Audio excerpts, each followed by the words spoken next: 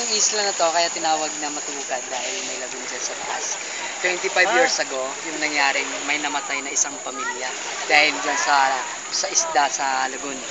Kinuha nila yung isa, and then inuwi sa bahay, minuto, kinain ng buong pamilya, ng huli, kinaumagahan lahat, patay yung pamilya. Kaya hanggang ngayon, hindi na po pinapakialam yung isang bangus dyan. Isa na sa tourist attraction ng isla. Isang bangus po, tapos pinakawalan nila ng tilapia, dalawa. Ilan taon na siya? 25 years ago yung nangyari, kaya buhay pa siya?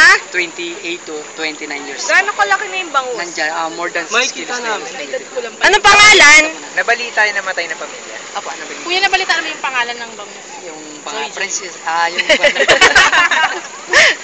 umakyat na rin dyan si Kuya Kim. Pinakauna na umakyat dyan si Kuya Kim.